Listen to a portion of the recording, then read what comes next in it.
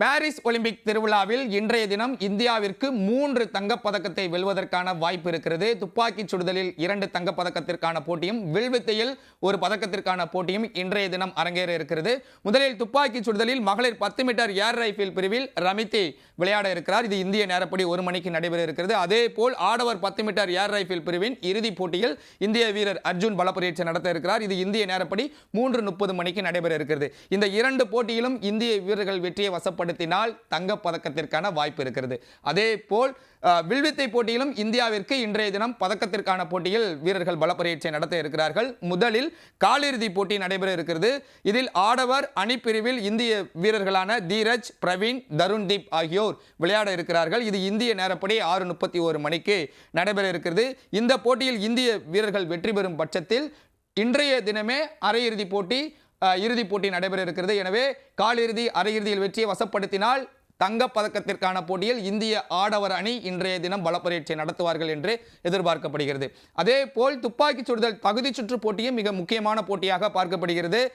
வெண்கலப் பதக்கத்தை வென்று ஒரு வரலாற்று சாதனையை நிகழ்த்திய மனுபக்கர் தலைமையிலான இந்திய அணி கலப்பு இரட்டையர் 10 மீட்டர் ஏர் பிஸ்டல் பிரிவின் தகுதி சுற்று போட்டியில் விளையாட இருக்கிறார்கள். இதே போட்டியில்தான் மனுபக்கர் ஏற்கனவே டோக்கியோ ஒலிம்பிக் போட்டியில் ஒலிம்பிக் சாதனையை நிகழ்த்தி இருக்கிறார். அதே போல் உலக சாதனையும் இதே போட்டியில் இந்திய வீரர்கள் படைத்திருக்கிறார்கள். எனவே இந்த போட்டியில் மனுபக்கர் தலைமையிலான இந்திய அணி நிச்சயம் இறுதிப் போட்டிக்கு முன்னேறும். இறுதிப் போட்டியில் பதக்கம் வெல்வார்கள் என்றுதான் எதிர்பார்க்கப்படுகிறது. 2 இந்திய அணி இதே பிரிவில் பங்கேற்க இருக்கிறார்கள். அதே போல் துப்பாக்கிச் சுடுதலில் மிக முக்கியமான ஒரு வரலாற்று சாதனை நிகழ்வு காத்திருக்கிறது. தமிழ்நாடு வீரர் பிருத்திவிராஜ் தொண்டைமான் முதல் முறையாக தமிழ்நாட்டிலிருந்து ஒலிம்பிக் களத்தில் துப்பாக்கிச் சுட இருக்கிறார். நாளைய தினம் ஆடவர் டிராப் பிரிவில் இந்திய வீரர் பிருத்திவிராஜ் தொண்டைமான் மதியம் 1 மணிக்கு அந்த தகுதி சுற்று போட்டியில் பங்கேற்க இருக்கிறார். இந்த போட்டியில் இவர் வெற்றி பெறும் பட்சத்தில் இறுதிப் போட்டிக்கு முன்னேறுவதற்கான அதிகப்படியான வாய்ப்பு இருக்கிறது. ஒலிம்பிக் வரலாற்றிலேயே முதல் முறையாக ஆடவர் டிராப் பிரிவில் பிருத்திவிராஜ் தொண்டைமான் தகுதி பெற்று தமிழ்நாட்டிற்கே பெருமை சேர்த்திருக்கிறார் என்றுதான் பார்க்க வேண்டும்.